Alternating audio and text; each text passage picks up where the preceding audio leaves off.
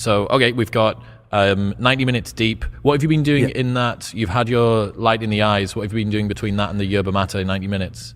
I do everything I can to not do email, not do social media, and to take care of a few critical tasks. These days, I have this obsession with trying to do one cognitively hard thing a day, and one physically hard thing a day. Now, not extreme physical, not David Goggins level workouts or anything, but in that 90 minutes, I'll typically try and read a research article start to finish, or I'll work on a document that I might be doing a grant or a research paper or planning a podcast or researching a podcast.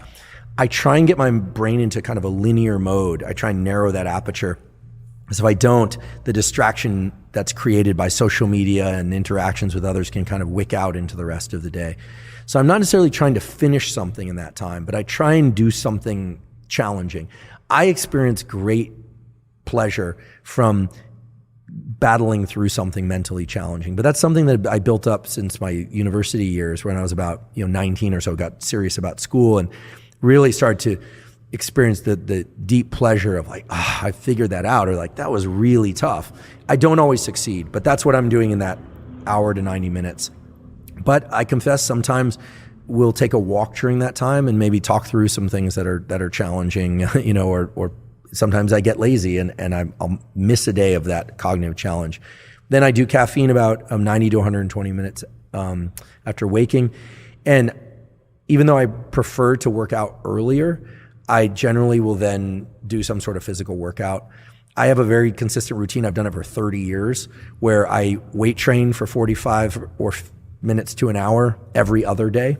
And occasionally I take an extra day off. And occasionally, due to travel or other commitments, I'll occasionally double up 2 days and then take 2 days off. Yep. So it's really boring, talk about workout schedules, but it's really simple. It's like, I'll do a kind of pushing day, rest, pulling day, upper body push, rest, upper body pull, rest, and then legs, take 2 days off, something like that. Are you doing, on the off days, are you doing some sort of zone 3?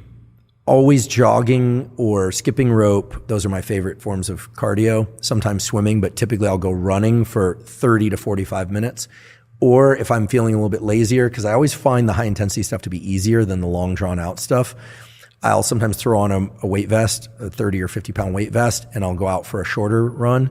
Or I'm a big fan of Knees Over Toes, Ben Patrick. I know you had him on. Yeah, great guy. We were down in Costa Rica with him and his wife, who had the best time and learned so much.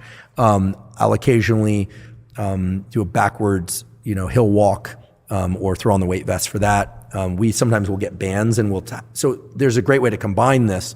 We will sometimes get two people in one of these thick bands, do hill walks in the morning while getting our sunlight. Yeah. But that I don't really consider a workout. I consider that just kind of rehabilitate us, movement. So on the off days, I'm doing cardio, and sometimes that's in the morning, sometimes that's in the evening. I do not like to weight train in the second half of the day because I like to be really caffeinated when I weight train. I like to listen to loud, fast music. Most of the time, not always. I keep my phone out or off for most workouts. Podcasts maybe if I'm running, but I really try hard when I'm working out to just focus on the workout. And those workouts, the weight training workouts, are always 10 minutes or so of warm up and then no more than 40 to 50 minutes of really hard work. If I do train hard any longer, I don't recover enough to be able to come in a few days later. And when I train that way, I generally make pretty consistent progress. And you're taking yourself up until, what's that, probably maybe 10, 30, 11 a.m., something like that now? Yeah, and then I'll eat my first real meal. Now, occasionally I'll wake up really hungry if I didn't eat that well the night before. But typically, after I train, I'll eat. I like oatmeal after I train. Oatmeal, fruit, some fish oil, protein drink, and then maybe 90 to 120 minutes after that, I'll have a real lunch. My lunch is pretty much the biggest meal of the day. If I have my way, it'll be a steak, a salad, maybe a little more starch, although I sort of got it earlier. Brazil nuts. That meal sometimes can extend longer and longer. It just I ends love up to being eat. a feeding fest. I love to eat. Yeah, so I'll eat, and then I confess I usually will work a little bit more for about 30 minutes or an hour, typically email, and then I'll take a 10 to 30 minute yoga nidra nap or a nap, and then come back refreshed. I really struggle with the naps, man. I come back after that and my emotions are all over the place. I'm disoriented. Maybe it's because I struggle to fall asleep super quickly. and therefore I'm extending that period out for a little bit longer than I need. I probably need to try the Yoga Nidra thing, but for me, I'm absolutely all over if I do that. I wake up and I don't know what day it is, and my emotions always feel a little bit out of whack as well. I wake up grumpy from naps sometimes, I'm told. Okay. There are a few times when I've woken up just really angry. I have no idea what that's about. I don't know any of the neurochemistry associated with that. Sometimes I wake up from naps, it's really pleasant. I'll occasionally do, if the nap is early enough in the day, afterwards I'll have a nice double espresso and get back into work. That's the hardest part of the day, actually. If I was well structured in the early part of the day, it's that 2 or 3 p.m.